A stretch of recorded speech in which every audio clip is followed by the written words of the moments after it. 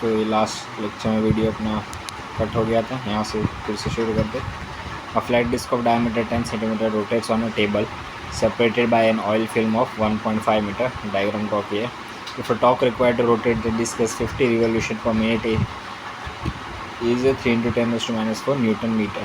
ठीक है, ये सब दिए. Find the viscosity of oil find करना है और linear as usual velocity gradient linear as करना. ये डायग्राम हम लोग ने दिया. टॉर्क अपने को 3 × 10⁻⁴ और एन दिया तो ओमेगा आ जाएगा.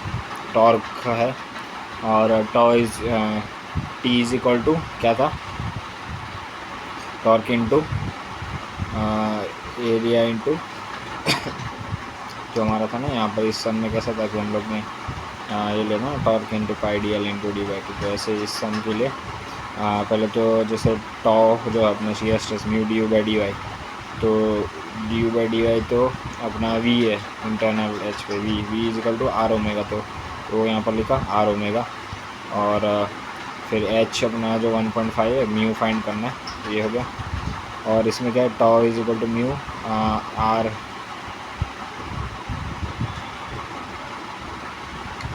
Omega into H. फिर इधर क्या किया कि हम लोग ने इंटीग्रेट किया किसको, टॉ को इसके लिए इंटीग्रेट किया क्योंकि यहाँ पर जैसे कि शियर स्ट्रेस हर पॉइंट पे चेंज होगा. मतलब साइड प्रोफाइल से देखे तो इस टाइप का कुछ उसका वेलोसिटी ग्रेडियंट डायग्राम होगा. बट इसमें टॉप व्यू से देखे तो मतलब इस तरह का है कुछ, मतलब खाली इंटरनल मतलब बोले तो कैसे बताओ, ये थोड़ा ऑन स्क्रीन समझाना डिफ़िकल्ट हो रहा है. हाँ देखो ये इस तरह से.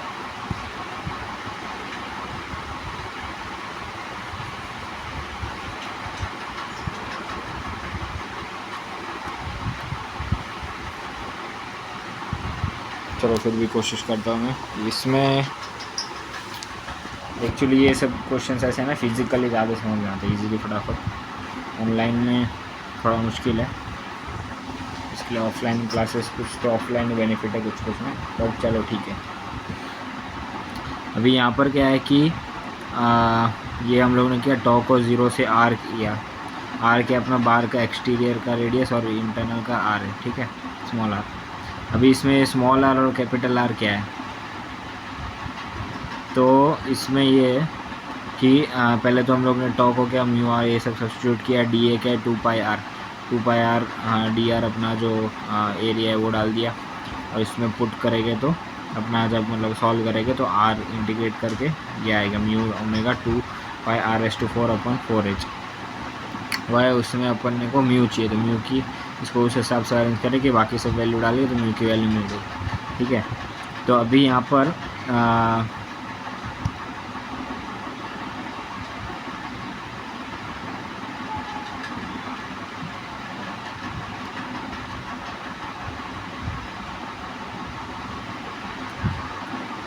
देखो ये हम लोग का डिस्क है, ठीक है. यहाँ पर अभी इसमें हम लोग क्या करेंगे ना, एक स्मॉल आर डिस्टेंस पे एक छोटा सा माइन्यूट एरिया डी आर लेंगे, डी आर एरिया, ठीक है. जैसे हम लोग करते हैं ना एक माइन्यूट छोटा पार्ट लेते हैं और उसको फिर इंटीग्रेट करते हैं. तो एक बीच में एक आर रेडियस पे ये लिया, तो वो जो आर रेडियस पे लिया डी आर का पट्टी, वो पट्टी को हम लोग का वो पट्टी का जो एरिया है उसे हम लोग डी ए कह रहे हैं, ठीक है. तो वो उस तरह से आया. तो क्या टॉ इस एरिया में कितना है, फिर उसको टोटल इंटीग्रेट करेंगे 0 से कैपिटल तो अपने को पूरा का मिल जाएगा.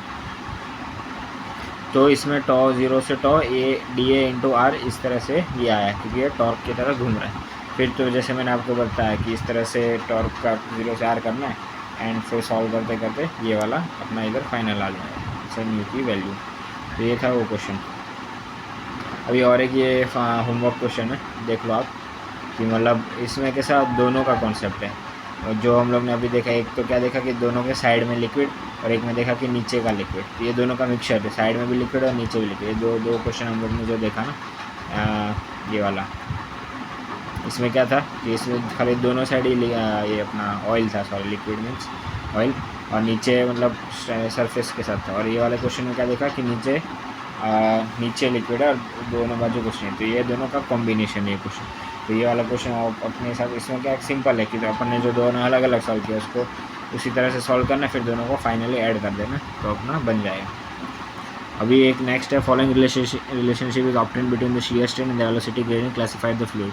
अभी इसमें क्या है कि आपको बताना है ये अपना tau d you by D y की वैल्यू दी है, उसमें से अपने को बताना है न्यूटनियन क्या है, सुडोप्लास्टिक क्या है।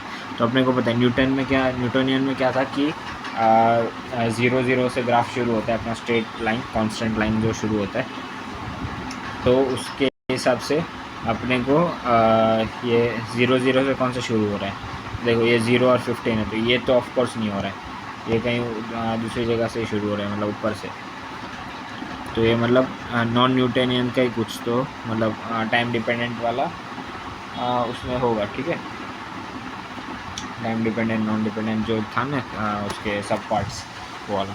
तो अभी ये सेकंड वाला 0 है और थर्ड वाला 0 तो पहले तो ये दिखेगा कि इसमें से न्यूटनियन कौन सा है, तो क्या करेंगे कि ये दोनों जो अपने को प्लॉट ये दो दिया है प्लॉटिंग, उसके बीच का डिफरेंस 0.5 माइनस 0 इस 0.5, 1.1 माइनस 0.5 इस 0.6, वैसे डिफरेंस निकालेंगे ऊपर और नीचे दोनों का। तो क्या होगा कि फिर बाद में डिफरेंस निकाला, फिर D you by D Y किया, तो जो चेंज इन क्या बोलते हैं, चेंज इन वेलोसिटी और चेंज इन डिस्टेंस है वो इक्वल टू 0 है, मतलब वो चेंज नहीं हो रहा, सेम ही हो रहा है। और तो फिर क्या होगा टॉ 0, तो फिर टॉ 0 तो बी 0, ये मैंने आगे प्रॉपर्टी में पढ़ा था, उसके बेसिस पे ये वाला जो फॉर्मूला आप यूज़ करते हो तो उसमें ये हो जाता है कि अगर D you by D you 0 आया, मतलब क्या बोलते हैं ये 0 आया, तो फिर बी की कुछ ना कुछ मतलब वैल्यू होगी ना, अगर टॉ भी 0 है और देखो ये फर्स्ट वाले में यहाँ पर टॉ 0 डाला, यहाँ पर ये वाला फार्मूला मानो, तो ये थर्ड वाला अपन पहले करते, थर्ड वाले में क्या है कि टॉ 0 और D you by D Y 0, ठीक है, और यहाँ पर टॉ 0 पुट करेंगे और D you by D Y 0 put, तो मतलब बी की कुछ वैल्यू आएगी, क्या आएगी 0 आएगी ऑफकोर्स, तो वही यहाँ पर tau 0 D you by D Y, B की वैल्यू 0 आएगी, तो बी की वैल्यू 0, फिर इसको है ना इस तरह से डेरिवेट करेगा D tau by D you by D Y, तो उसमें क्या है सारी कांस्टेंट वैल्यू, अगर कांस्टेंट आ रहा है, अरे सॉरी ये वैल्यू अगर डिक्रीज़ हो रही है, मतलब 2/0.5 2/0.6, तो मतलब वैल्यू डिक्रीज़ हो रही है, तो decreasing less n is less than 1, ये वैल्यू डिक्रीज़ आ रही है उसकी वजह से n इज़ लेस देन 1 क्या है, ये आप देख लेना, मैंने वो जो पढ़ाया था न्यूटनियन नॉन न्यूटनियन ग्राफ वाला, उसमें लिखा है कि जब वैल्यू डिक्रीज़ होगी तब n लेस देन 1 ही होगा, ये उसकी प्रॉपर्टी है, मतलब ये रूल है उसका, ये याद रखना पड़ेगा, तो इसके वजह से ये होता है। और ये जो होता है इसमें ये फॉर्मूला, ये एपरेंट विस्कोसिटी, ये हम लोग ने फाइंड करा, तो हर एक में अपन एपरेंट विस्कोसिटी, तो इससे अपने को पता चला कि ये न्यूटनियन है, ठीक है। अभी दूसरा अभी फर्स्ट वाला देखें, फर्स्ट वाले में क्या सेम अपन ने डिफरेंस निकाला, D you by D Y first में 0 और दूसरा tau not equal to 0, tau अगर नॉट इक्वल टू 0 है, देखो अभी इस ये वाला फार्मूला है ना साइड में, इसमें D you by D you 0 डालो, वो तो अपने क्वेश्चन में दिया है, ठीक है। अभी टॉ नॉट 0 है, मतलब बी की कुछ ना कुछ तो वैल्यू होगी, तो वो तो 0 नहीं होगा, तो इसके लिए वही लिखा है बी तो 0 नहीं होगा, टॉ क्योंकि टॉ 0 नहीं।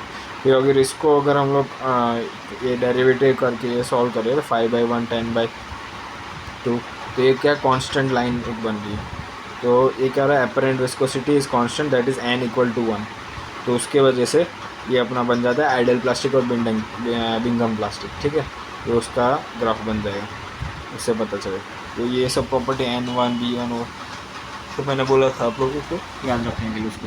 फिर बाद में क्या सेकेंड वन, इसमें भी ये 0 है और ये इसका डिफरेंस निकालेगा और उसको जब ये करेंगे तो N1 आएगा B नॉट इक्वल टू 0, तो ये ऐसा प्लॉट होगा, ऐसा स्ट्रेट लाइन, तो इसकी वजह से ये इस तरह से सॉल्व होता है, ठीक है। तो ये हो गया। अभी न्यूमेरिकल्स, अभी तो लास्ट हो गया सरफेस टेंशन, तो इसमें सरफेस टेंशन तो at the interface of a liquid and a gas, a film or a special layer seems to form on the liquid surface apparently due to attraction of liquid molecules below the surface, मतलब नीचे liquid molecule के attraction की वजह से, नीचे cohesion की वजह से, जब ऐसा कंटेनर ले और उसमें साइड से अगर देखे तो कोहेशन की वजह से वो नीचे खींचता है, इसकी वजह से अपने को अपर मेनिस्कस लोअर मेनिस्कस दो चीज़ें मिलती है, ठीक है, लिक्विड में, मतलब मॉलिक्यूलर अट्रैक्शन, मतलब कोहेशन फोर्स ज़्यादा होता है, इसके लिए अंदर ये खींचने को, इसके लिए अपने को सरफेस टेंशन मिलता है। तो as a result of net downward force surface will be pulled down causing a curvature to the surface, this in turns develop a tension in the surface, this is called surface tension. वही जो मैंने बताया, इसमें add addition 0, ये liquid molecule, ये देखो यहाँ पर सब बताया, इस तरह से ये स्ट्रेच होता है नेट कोहेशन फोर्स, फिर क्या surface tension is primary due to cohesion, वही कि लिक्विड मॉलिक्यूल्स में अंदर अंदर बॉन्डिंग कोहेजन। तो टेम्परेचर बढ़ने से कोहेजन इफेक्ट कम होता है, क्यों? क्योंकि लिक्विड और ये होता है, अगर झाड़ा गाढ़ा लिक्विड तो ढीलापन उसका कम होगा, तो कोहेजन कम होगा, ठीक है। मतलब दोनों बॉन्ड, तभी तो लिक्विड फ्री होगा, विस्कोसिटी कम होगी, जब टेम्परेचर बढ़ेगा तो फ्री होगा, मतलब पतला लिक्विड होगा तो, ठीक है। तो प्रेशर इज नेग्लिजिबल ऑफ से अफेक्ट इन सरफेस टेंशन, जो क्या यूनिट याद रखना है, फोर्स अपॉन लेंथ और न्यूटन मीटर। तो ये हो गया। तो इसमें क्या है कि बस यही चीज़ मैंने सेम वापस बताई है। हाँ, next surface, since surface tension is primary due to cohesion as temperature की सरफेस टेंशन डिक्रीज, वो बता दिया। Effect of pressure on the surface tension, pressure का कोई इफेक्ट नहीं रहता, वो तो ध्यान में रखना है। अभी जैसे इस शॉर्टकट में बात करें तो ये इधर मैंने पॉइंट्स को ऐसे शॉर्ट में लिखा है। टेम्परेचर बढ़ेगा तो डेंसिटी कम होगी, प्रेशर बढ़ेगा तो डेंसिटी, अल्कोहल मिक्स करें तो भी अपना क्या बोलते हैं, कोई सरफेस टेंशन कम होगा। ये जो है ना, ये सिग्मा, ये सरफेस टेंशन का सिंबल है। सिग्मा का टेम्परेचर बढ़ाएंगे, सरफेस टेंशन कम, प्रेशर बढ़ाएंगे, सरफेस टेंशन कांस्टेंट, मतलब कांस्टेंट मीन्स के negligible, not know effect. Alcohol mix करेंगे तो भी सरफेस टेंशन कम होगा, डिटर्जेंट मिक्स करेंगे तो सरफेस टेंशन कम होगा, सैलाइन वाटर करेंगे तो सरफेस टेंशन बढ़ेगा। अभी यहाँ पर क्या है, तो अभी इसमें ये डिटर्जेंट मिक्स है। डिटर्जेंट मिक्स आप लोगों ने देखा रहेगा कि अपन जब कपड़े धोते तो उसमें से मैल निकालने के लिए डिटर्जेंट लगाते, तो डिटर्जेंट वही बेसिकली वही काम करता है। डिटर्जेंट क्या करता है कि वो जो जहाँ पर समझो कि कपड़े में वहाँ पर लगा है क्या बोलते हैं, डर्ट लगा है, तो वो अपने को निकालना है, अपने को साफ़ करना। तो अपन डिटर्जेंट वाला पानी डालेंगे ना, तो क्या करेगा, सरफेस टेंशन कम करेगा। सरफेस टेंशन मतलब कि क्या, कोहेजन कम करेगा। तो मॉलिक्यूल्स कोहेजन किसका, तो अभी पानी का वो जो क्या होता है, डर्ट जो कपड़े के साथ जो मतलब चिपका हुआ है, उससे क्या होगा कि वो उसके साथ जो सरफेस टेंशन है वो कम कर देगा और पानी के साथ निकल जाएगा। तो इसके वजह से अपन डिटर्जेंट यूज़ करते हैं, सरफेस टेंशन कम करते हैं। तो ये पूरा उसका कॉन्सेप्ट होता है। और surface tension decreases due to surfactant, detergent and alcohol से भी होता है। सरफेस टेंशन इसी water is more than normal water and depends on salinity, greater the salinity greater the surface tension, मतलब जितना ज़्यादा सैलाइन वाटर है उतना ज़्यादा सरफेस टेंशन होगा। तो at the interface we can have a sigma surface tension, but the value will be negligible due to difference between the cohesion। Liquid के बीच में रहेगा तो वो नेग्लिजिबल, इसके लिए वही मतलब कुछ खास नहीं है, रिपीटेड पॉइंट्स ही आएगी। अभी हाँ, ये देखो कैसे कैलकुलेट करते हैं सरफेस टेंशन। ये ऊपर से अपना टॉप एक फ्रेम लिया है, इसमें एक मूवेबल फ्रेम है, इसको पुल करेंगे एफ साइड से, और ये मूवेबल वायर, ये एक्स डिस्टेंस है, ये बी, और ये डी एक्स से अपन मूव करेंगे। उसको साइड व्यू देखेंगे तो मतलब इसमें जो फिल्म लगी रहेगी, सोप फिल्म, मतलब सरफेस टेंशन, तो उसमें कैसा एक टॉप व्यू से थोड़ा कुछ सरफेस टेंशन आता है, नीचे से एक सरफेस टेंशन आता रहेगा। तो इसके लिए नेट पुल फोर्स क्या है, 2 into sigma into B. Sigma into B मतलब सरफेस टेंशन इंटू ये बी विड्थ है ना, मतलब इस साइड से पुल कर रहे थे तो बी, और 2 इसके लिए क्योंकि ऊपर नीचे दोनों है, तो इसके लिए अपने को कितना एफ फोर्स लगा है। तो sigma is equal to F upon 2b for a given volume surface area is minimum sphere, क्योंकि सरफेस टेंशन की वजह से कोई भी ड्रॉप्स या वगैरह हवा में मतलब बूंद के मतलब सर्कुलर फॉर्म होगा, क्योंकि वो कांस्टेंट और एक स्टेबल फॉर्म बन जाता है सरफेस टेंशन के आपस में मिल के। तो suppose the movable frame is moved by amount D X, then work done क्या होगा, F into D X. Work done का फॉर्मूला क्या है, फोर्स इंटू डिस्प्लेसमेंट, तो ये 2 सिग्मा बी डी एक्स हो गया। तो अभी sigma into 2 B D X क्या है, नीचे वाला ऊपर और नीचे का 2 बी डी एक्स, वो तो एरिया हो जाएगा, वो चेंज इन एरिया, तो ये डेल्टा है। तो third, surface tension can also be defined as an work done per unit increase in the surface area of the liquid, this work done stored as a surface energy. ठीक है, ये surface energy ये होता है। और smaller liquid droplet takes spherical shape because spherical condition the surface area वही मैं बताया मिनिमम होता है, therefore surface energy is minimum and it is a most stable. और फिर बाद में sigma is equal to W by A, वही ये वाला formula, work required per unit increase in surface area ये सरफेस टेंशन, ये मतलब अभी जो बताया वही है, थोड़ा मैंने पूरा डिटेल में मतलब खुद से लिख के बता रहा। तो ये हो गया। अब इसमें नेक्स्ट क्या है, some occurrence which can be attributed due to surface tension है। एक तो small liquid droplets taking spherical shape, मतलब इस तरह से फ्लो होता है तो स्फेरिकल शेप अटेंड कर लेती है, स्टेबिलिटी बढ़ जाती है सरफेस टेंशन की वजह से, कोहेशन ये हो जाता है अपना। ठीक है, मैं थोड़ा फास्ट जा रहा हूँ क्योंकि बहुत ही बेसिक है, 12th स्टैंडर्ड का कॉन्सेप्ट है। Breakup of a liquid into drop jet instead drops, मतलब वो इससे स्टेबल होने के लिए ड्रॉप्स के फॉर्म में flotation of grease needle on steel on, अभी नीडल के ऊपर ग्रीस लगा के सरफेस पे डालोगे तो उसमें भी वो तैरने लगेगा। क्यों? Because of surface tension. फिर क्या है, formation of a large soap bubble with A gentle blowing. तो क्या होता है कि जो सोप बबल अपन बनते हैं थोड़ा सा भी तो पूरा राउंड शेप क्यों एज्यूम करते हैं? क्योंकि सरफेस टेंशन कि वो स्टेबल होने के लिए राउंड सरफेस बेटर रहता है। तो क्रीपिंग ऑफ इंसेक्ट भी देखो, छोटे छोटे कभी पानी में तैरते रहते हैं। कैपिलरी राइज एंड फॉल जो अपना बोर्ड ग्लास ट्यूब में होता है वो भी इसी का ही रीज़न है। फिर separation of oil and water in is caused by tension in the surface between different liquids, इसकी वजह से। तो due to viscous effect liquid jet will fall in the form of unbroken stream. तो viscous flow unbroken, हाँ अगर ज़्यादा viscous रहेगा तो अनब्रोकन स्ट्रीम में रहेगा ना, वो मतलब एक दूसरे से मतलब गाढ़ा लिक्विड रहेगा तो एक कोहेजन से फ्लो होते रहेगा, मतलब अनब्रोकन स्ट्रीम रहेगा। और increase disturbance in stream will cause the jet to break into droplets, the formation of droplets surface tension, वही सेम वही रिपीट चीज़ें। हाँ, जब भी सरफेस टेंशन का एप्लीकेशन, एक तो क्या कि pressure inside droplet of liquid in air and air bubble in water. अभी मतलब हवा में वाटर का ड्रॉपलेट या तो पानी के अंदर एयर का बबल, वो क्या है, तो उसमें सरफेस टेंशन क्या होगा, मतलब जो प्रेशर बोलते हैं, प्रेशर कितना रहेगा ड्रॉपलेट के अंदर के साइड, प्रेशर इनसाइड। तो ये इस तरह से होता है, ये अपन डायरेक्ट याद रख सकते हैं। चेंज इन प्रेशर से 4 सिग्मा बाई डी को क्या बोलते हैं 2R भी लिख सकते हैं, वैसे सॉल्व करेंगे तो हो जाएगा। बट अब इसका मैं कॉन्सेप्ट बता दूँ। अभी ये ऐसे सर्कल है तो क्या है 2πr, अपने को पता है circumference of circle is 2πr, और वहाँ पर सर्फ अपना क्या बोलते हैं इस तरह से ये खींच रहा है ना, मतलब ये एरो जैसे दिखा है, तो वहाँ पर सरफेस टेंशन लगेगा 2πr अपना सर्कमफरेंस इंटू सरफेस टेंशन, और उसको क्या बैलेंस कर रहा है अंदर का प्रेशर क्या है, प्रेशर इंटू एरिया। तो एरिया क्या होगा πr स्क्वायर क्या है सर्कल का एरिया। और हाँ, यहाँ पर तो ये क्या बोलते स्पीयर है, बट ये हम लोग को पता है कि अगर कर्व सरफेस रहेगा तो जो उसका प्रोजेक्शन एरिया जो भी रहेगा उसका एरिया अपन लेंगे, तो इसके हिसाब से जो सेमी हेमिस्फीयर उसका प्रोजेक्शन एरिया सर्कल हो रहा है, इसलिए हम लोग यहाँ पर सर्कल का एरिया लिखा है पाया स्क्वायर, ठीक है। तो दोनों को बैलेंस में करेंगे तो अपने को ये 4 sigma by D. Actually finally आपको ये प्रेशर डिफरेंस आप सीधा फॉर्मूला याद रखना 4 सिग्मा डी। तो यही सेम चीज़ मैंने बताया। अभी क्या सोप बबल इन है, सोप बबल में क्या होता है कि ऐसे बीच में भी आ रहता है, बाहर भी आ रहता है, तो ऐसा रहता है 2 सिग्मा, तो उसी को सेम ऐसे बैलेंस करेंगे तो 8 सिग्मा डी, ये सोप बबल का हो गया। और फिर ये भी सेम मैंने रिपीट किया है। फिर प्रेशर इंटर लिक्विड जेट में भी वही आता है कि इस तरह से लिक्विड है सरफेस, तो 2 सिग्मा एल लेंथ पे एक्ट कर रहा है, और इसके बीच का एरिया क्या है, एरिया प्रेशर इंटू एरिया, तो प्रेशर डेल्टा बी और एल इंटू डी उसका एरिया, तो ये 2 सिग्मा डी। वो क्या था 4 सिग्मा डी, 8 सिग्मा डी और 2 सिग्मा डी, ये हो गया अपना सेम चीज़। अभी capillarity is an effect of consequence of surface tension addition.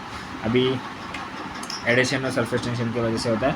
और क्या बोलते हैं अभी यहाँ पर आप कंफ्यूजन होते हैं, यहाँ पर एडिशन लिखा है, वो जो हम लोग ने देखा था वो क्या था कि कोहेजन की वजह से अपना ये होता है, सरफेस टेंशन कोहेजन के वजह से होता है, बट कैपिलरी इफेक्ट होता है वो सरफेस टेंशन और एडिशन की वजह से, तो ये एक ध्यान रखना, ठीक है।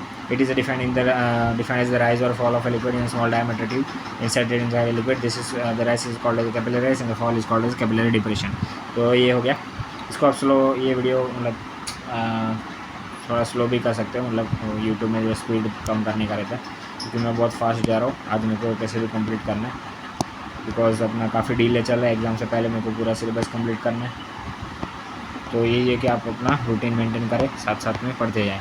ओके, तो ये वाटर हो गया, मर्क्यूरी है। वाटर में कैसा लोअर मेनिस्कस बनता है, मर्क्यूरियम अपर मेनिस्कस, तो कॉन्टैक्ट एंगल ये जो फाइल होते हैं मतलब वर्टिकल के साथ मेंटेन करता है, तो वो हमेशा लेस देन 90 डिग्री रहता है सरफेस टेंशन के साथ, और इसमें ग्रेटर देन 90 डिग्री। तो ये एक टेबल याद रखना है, angle of contact less than 90 degree, तो adhesion is less than cohesion. Liquid wets the solid surface, top surface of water is concave, liquid access in capillary, और ग्रेटर देन 90 डिग्री तो cohesion भी greater होगा compare to adhesion, liquid wet नहीं करेगा, mercury बनेगा, और total top surface of water is convex, और liquid fall in the capillary tube. तो rise water glass, addition greater than cohesion, ये सब वही है, सेम चीज़ सेम चीज़। हाँ, the addition of water to the wall of a vessel can cause an upward force on the liquid at the edges and result in a meniscus turning upwards. Okay, next class. Meniscus turning upward. मतलब इस तरह के means का जो upward हो जाते हैं, क्योंकि यहाँ पर एडिशन मतलब ग्लास के साथ वाटर का ज़्यादा कॉन्टेक्ट होता है, इसके लिए ऊपर एडिशन मतलब दूसरे मॉलिक्यूल्स के ज़्यादा करते हैं, इसके लिए ये ऐसा होता है, मीन्स को अपवर्ड टर्न कर देते हैं। तो surface tension acts to hold the surface intact, so instead of just the edge moving upward the whole liquid surface is drag. तो मतलब पूरा लिक्विड एक खाली एज के वोल्टे पूरा वो लिक्विड सरफेस से ड्रैग होता है, मतलब इस तरह से पूरा कर्व जैसे दिखता है ध्यान से देखोगे। तो इसमें क्या था effect of capillary drying of a liquid jets between the hair of a paintbrush in the thin tube. These are examples in porous materials such as paper and plaster, rising of sap in plants में भी जो roots के through ये लोग plants पानी लेते हैं, वही सब एग्जाम्पल्स है, बेसिक है, मतलब 12th ईयर में इसके लिए भगा रहा हूँ ये सब topics. Expression on capillary rise, इसमें क्या है कि कैसे फार्मूला फाइंड किया, ये तो आपको पता ही है कि मतलब ये फार्मूला सिंपल से याद रखो, H = 4 sigma cos theta by gamma D, और capillary effect is usually negligible in tube which dia is greater than 1 centimetre, मतलब 1 सेंटीमीटर से कम ही होना चाहिए डाया, तो ये कैपिलरी इफेक्ट आएगा, वरना नहीं आएगा, ठीक है। 4 सिग्मा cos, अभी इसमें क्या है सिग्मा ये है जब कैपिलरी राइज होगा, ये वाला थीटा है, ठीक है।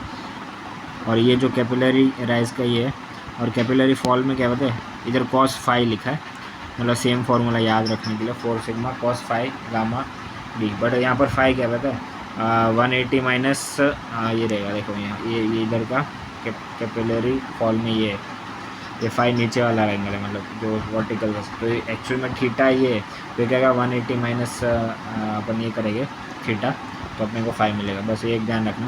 बाकी क्या at any interface between the two miscible liquid pressure on the concave side will always be larger than that on the convex side, तो मतलब लॉजिकली ऊपर ज़्यादा नीचे, ठीक है। बहुत सिंपल से क्वेश्चन है, फॉल का मैंने बता दिया, और ये सब तो ये तो इम्पोर्टेंट नहीं। ये capillary rise between parallel plates का ये direct formula 2 sigma cos theta by gamma T, उसमें क्या 4 sigma cos theta by gamma D था, और इसमें तो 2 सिग्मा हो गया और टी हो गया, और बाद में इन एन्यूलर स्पेस मतलब इस तरह का होलो रिंग होगा, रिंग कंटेनर वाला, तो उसमें 2 sigma cos R0 minus R1 into gamma, और अगर उसमें रहेगा स्पेसिफिक मतलब ग्रेविटी अलग अलग लिक्विड रहेगा, तो इसमें G2 minus G1 gamma specific gravity of water into D, तो उसमें हम लोग ने डायरेक्ट गामा लिखा है, gamma D cos phi gamma D, तो इसमें स्पेसिफिक G2 माइनस G1 जो नीचे लिक्विड रहेगा माइनस ऊपर का लिक्विड, ऐसा करना, ठीक है। ये सब बहुत ही बेसिक है, खाली रटने वाला था। Boiling evaporation and cavitation, boiling में क्या होता है, हाँ इसमें सिंपल ये पढ़ लेना आप सपोज करके। एवोपरेशन में ये होता है कि ऊपर से ये होता है सरफेस पे हीटिंग होके वो कन्वर्ट करता है, बॉइलिंग में क्या बॉटम से और थ्रू आउट द लिक्विड होता है, बस सिंपल वही है, बाकी तो आप डेफिनेशन पढ़ लेना। और boiling occurs when local temperature बढ़ जाता है, और इसमें cavitation occurs when local pressure falls. Cavitation कब होता है कि लोकल, एक्चुअली बॉइलिंग और कैविटेशन एक ही चीज़ है, उसमें पता है मैंने आपको बताया कि उसमें भी वेपर, बट कैविटेशन में क्या होता है कि लोकल प्रेशर फॉल हो जाता है, मतलब लोकल प्रेशर कम हो जाता है कंपेयर टू वेपर प्रेशर, और इसमें क्या local temperature reaches the saturation pressure, बस वही डिफरेंस है। ये क्वेश्चन अभी नेक्स्ट वीक लेक्चर में ले लेता हूँ।